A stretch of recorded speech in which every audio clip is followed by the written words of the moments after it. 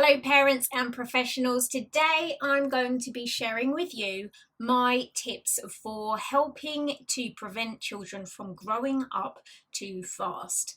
Now, I was compelled to record this particular video because I had recently come across some details about a child's toy which is predominantly aimed at girls aged between 2 and probably 11 years old. And these dolls, in my humble opinion, are really not suitable for children.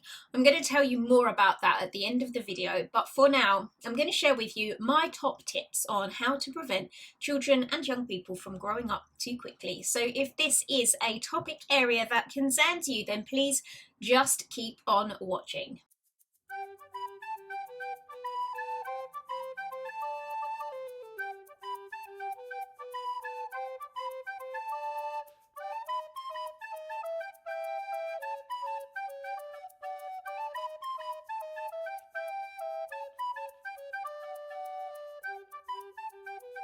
So let me talk to you today about how it is that we can prevent children and young people from growing up too fast. But I guess initially the question is, why would we want to? I mean, since time began, children have wanted to grow up as quickly as possible. But one of the downsides of allowing this to happen is that they can get exposed to a little too much a little too soon, and this can cause all sorts of different issues at a later stage. For example, growing overly concerned about their appearance or body image, becoming more inclined to become sexually active at a young age. These are all behaviours that I'm sure most people in their right mind would want to help our young people to avoid. So instead, what we want to do is to make sure that we give them as much opportunity as possible to enjoy their childhood whilst they've got it. So this is tip number 1 in how to help our young people to enjoy their childhood and not to grow up too soon.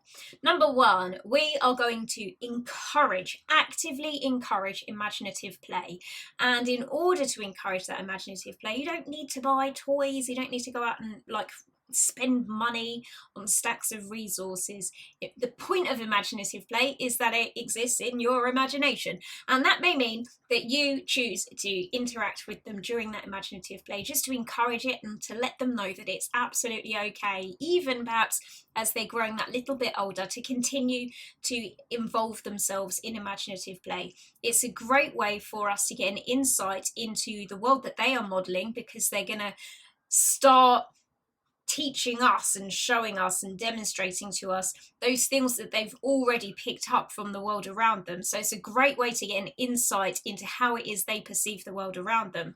But in addition, it's a great way for them to act out and rehearse different sorts of skills that they're going to be using in real life later on down the line. Number 2, we want to be encouraging our young people to wear suitable clothing, not just for their age so that they don't look overly promiscuous, for example, but actually to encourage them to be doing the sorts of stuff that children should be doing, which is going out there in the world, jumping in puddles, getting dirty, climbing trees, and all of that jazz. So let's not put them in clothing that looks so grown up that it's actually restrictive for them to play in the way that we might want them to play as children. Think about what they are wearing. Tip number 3, I want you to carefully monitor and moderate what is going on the computer. So if you have a computer which is a family computer, then make sure that it's kept in a family area where you or others are able to keep an eye over their shoulder to see what it is that they're up to. Make sure that you've got the appropriate parental controls in place, and in schools I know they're already very, very good at this and having the right security measures in place to prevent young people from seeing and exploring things on the internet that they should not be doing. But in addition, things like YouTube, don't get me wrong, I love YouTube, but at the same time there is some content on here that is not appropriate for children. Make sure that you know what they are watching, and if they are computer gamers, then make sure that the games that they are playing are age appropriate. Those age restrictions are in place for a reason, and I have been in situations before where I've worked in schools with very young children who are playing games that were not within their age range, that was significantly targeted to older young people, and I've seen them become so involved with those computer games. Their whole play at playtime revolves around acting out these quite violent and aggressive games, and it really caused them some challenges with their behavior, and even things like socializing. It can really start to get in the way. So please make sure that the games that they're playing, if they are into computer gaming, are age appropriate for them. Tip number 4 is get your TV switched off. Don't leave it running in the background. Now, even throughout the daytime with normal daytime TV, it can be the case that there is content that shows up on there that isn't appropriate for children.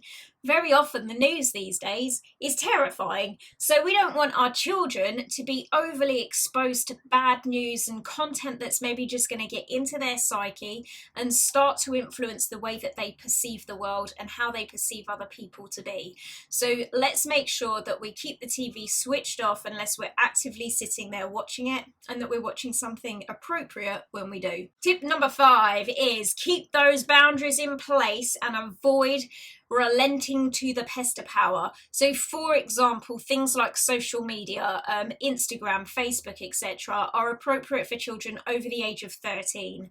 Children under the age of 13 should not have a Facebook or an Instagram account. I know this one firsthand because I got myself banned from Facebook and Instagram for being under the age of 13 when I was 41, but that's a whole other story. We want to make sure that children are protected from the content that can show up in those places, and it's not just who they're following and what they're following, but people can reach out to them directly, and there's some creepy people out there.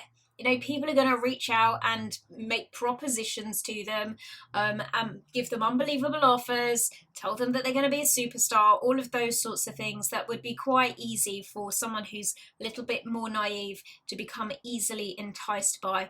So we want to make sure that we don't give in to the pester power and allow them to indulge in social media, especially the apps where it has a very clear age restriction in place already. Tip number 6 is think about the music that you allow your young people to listen to, because some of those lyrics that are in popular music today, oh my gosh, they're just cringeworthy. Some of the things that they sing about in songs these days, I sound so old right now, I am well aware of this, but be careful. If you are in a teaching environment, then make sure that the music that you might download to listen to in the background is the radio edit versions, so that you don't have any bad language leaking through in the background.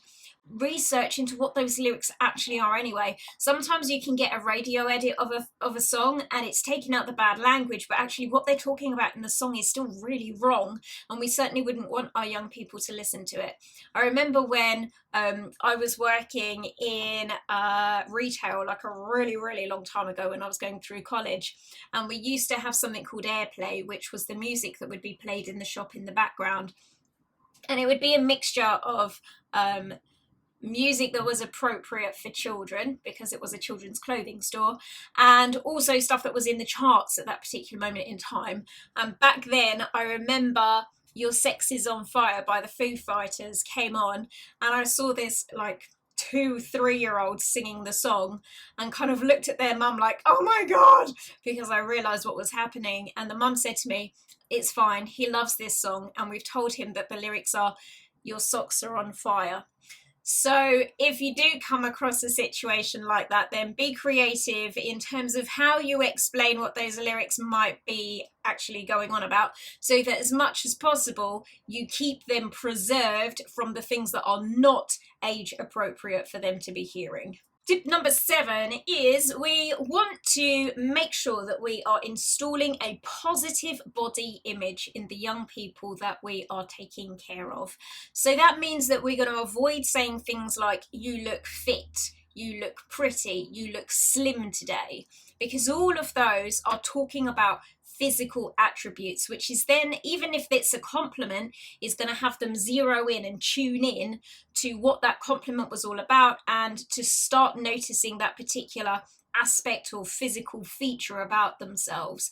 Instead, if you want to pay them a compliment, you would say something like, "You look nice today. That colour looks really good on you." So those sorts of things that are actually more about how they have styled themselves and how they've thought through things like colour and styling, rather than the physical aspects of their body. And tip number 8 is choose toys that are appropriate for their age. So at the start of this video, I mentioned that there is a particular toy that I have a bit of a bee in my bonnet about at the moment, and I'd like to take a moment to tell you a little bit more about this and to ask for your help. Around a week ago, I stumbled across a video that was doing the rounds on Facebook. And this video is about a child's toy which is known as a LOL doll, LOL, or na na na surprise dolls. With these dolls, when you put them into cold water, there are certain features that appear on their body that are not otherwise there, and so parents are buying them not even knowing that this is a feature of the doll. For example, things like secret sexy knickers, tattoos, or messages that are taped over the private parts of their body. Here is a picture of one said doll who has caution tape wrapped around her knicker area and around where her bra area would be, that says the word caution. And these dolls are aimed at children aged 3 years and upwards. In my opinion, these dolls are not suitable for children. There's a doll that when you've put it in water, it has mascara running down its face and a set of underwear that comes up with the word babe written over it. It just makes me really cringy and uncomfortable. So I would really like your support by signing a petition that I've put together on change.org requesting UK retailers to ban the sale of these particular dolls. Whilst there is no clear, shared, agreed definition of childhood sexualization, what is clear is that bondage wear and fishnet stockings on dolls made for 5-year-olds isn't a feature that improves the child's experience of playing with the dolls. It was not something that was ever necessary to make playtime better. Children's toys do not need to be sexy. In fact, they shouldn't be, because sex isn't for children. Please support me in signing this petition. I will leave the details in the description box down below. And if you have found anything about this video today either useful or important for you, then please go ahead and click the thumbs up button. Make sure you subscribe to this channel so that you get the next video next month, and hit the notifications bell so that you get notified the next time I upload a video. But for now, thank you so much for watching and listening, and I'll see you in the next one. Bye!